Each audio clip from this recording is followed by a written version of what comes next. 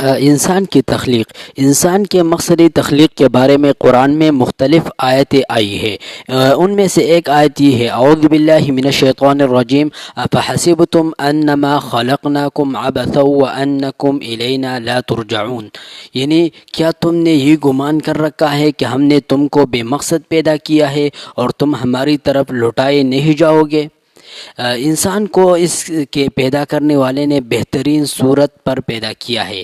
انسان ساری کائنات میں ایک مکرم مخلوق کی حیثیت رکھتا ہے۔ انسان کو اس کے پیدا کرنے والے نے بہترین صلاحیتیں عطا کی ہے۔ انسان کو استثنائی طور پر عقل و بصیرت دی گئی ہے جو کسی بھی دوسری مخلوق کو حاصل نہیں ہے۔ حقیقت یہ ہے کہ انسان اپنی تخلیق کے اعتبار سے ایک انتہائی بامعنی مخلوق ہے۔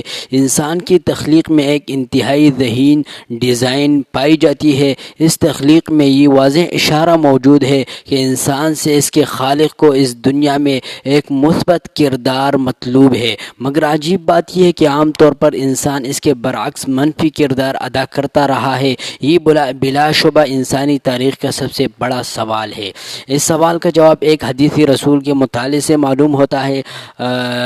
وہ یہ ہے، سنن ترمذی حدیث نمبر 2307 والی حدیث ہے۔ اس حدیث کا مطلب یہ ہے کہ انسان وقتی لذتوں میں گم ہو کر اس اعلیٰ رول کو ادا کرنے میں ناکام رہتا ہے جو اس کے لیے اس کی صلاحیت کے اعتبار سے مقدر کیا گیا ہے۔